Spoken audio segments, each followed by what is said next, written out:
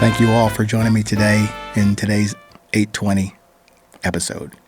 Let's call this the 820 hour. Thanks, Paco.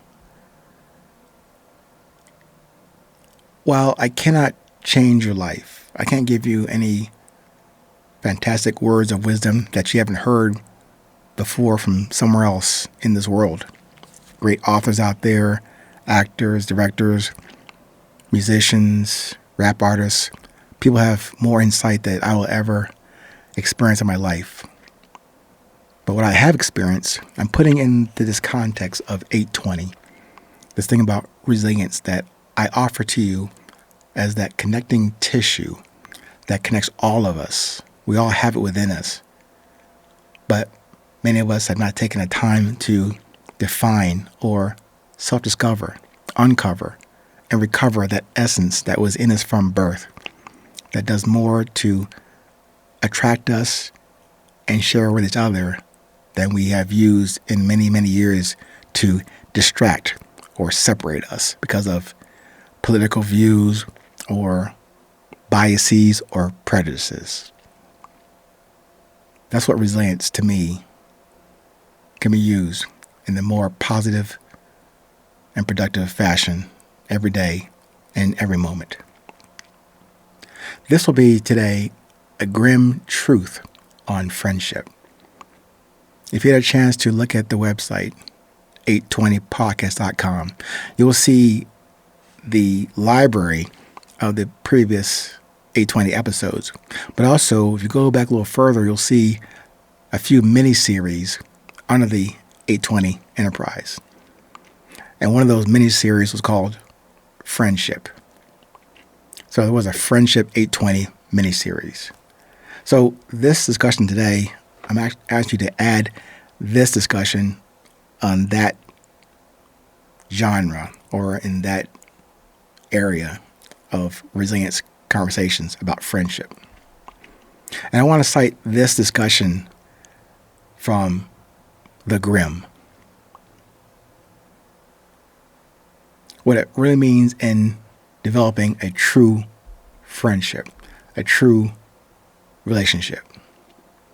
And not just as a transaction or a partnership or a dalliance or affair for a moment, or for a protracted merger and acquisition for net positive profits and earnings.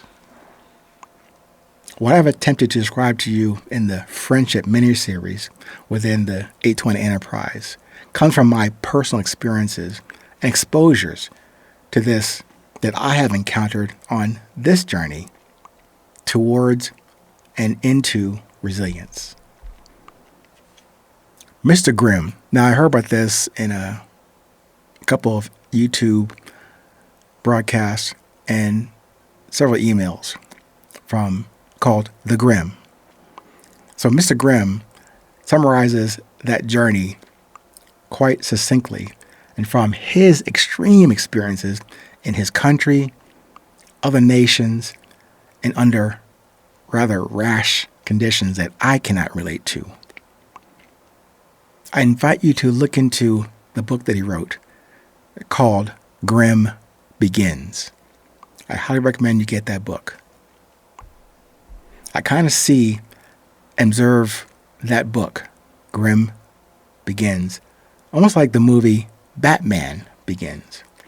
I know the movie is fictional and not real, but both the book and that movie, they both have great arcs and storylines. Grimm Begins is from an actual man who lives right now, who has lived to tell and relate the truth from his life. And it speaks to me in the language of resilience. Here's the short summary from Mr. Grimm. And I'll relate this to my life in a moment. Quote, last winter, I watched two men who had never met before walk into an ice-cold lake together. The kind that burns your skin, then your lungs. Then it makes your vision go white for a second. When they came out, shivering, faces red, something had shifted. They weren't strangers anymore. That's the thing about trials.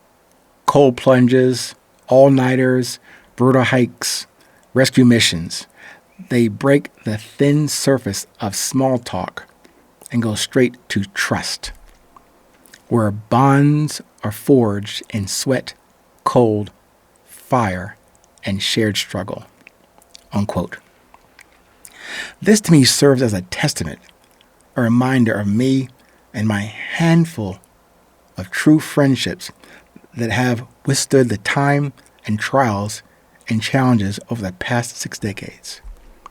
To my brother and dear friend, Paco. To my brother and dear friend, Bill. To my brother and dear friend, Larry. To my brother and dear friend, Guy. These are men I can call and lean on and into for guidance and for hard truth and for tough love. Because we all went through stuff, separately and together.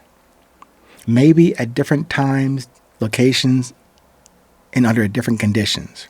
But that connection got formed and reinforced through common or complementary challenges, traumas, successes, failures, and lessons. We had no written NDAs or contracts or notarized agreements between us, me and my friends, or brothers. Now, just the fate of awareness and convergence of our separate physical entities. We arrived at the same station and frequency or vibration. The meeting had to happen by fate. Good, bad, or indifferent by fate. And our duty, responsibility, and accountability to our own individual, independent, developing purposes and messages. We had to tune into and lock into that station, that frequency where we encountered each other at that time. There's no question of the how or why. That never appeared between us. Just the reason for resilience started to take form. Not as a place for us to go or as a club to hang out with them. No, this connection supported and bolstered, let's say reinforced, the resilience that we continue to recognize even today in ourselves and in each other. That continues up to and through this present moment. We're still individually and then collectively recognizing the power and force of what true friendship looks like. And as the Grimm said, when you go through things together, even if it wasn't planned or arranged or coordinated, it just happened, and you were there at the same time, not by happenstance. It is by fate. And fate doesn't care whether you like it or not. But in this case, I hope today you take this grim look on friendship with a different set of eyes and look at it as something you can do right now with those you already met or those you need to continue to build with. A grim truth on friendship. Stay safe. Stay current. Stay present. No matter where you are in this world, please remember, it is always 820.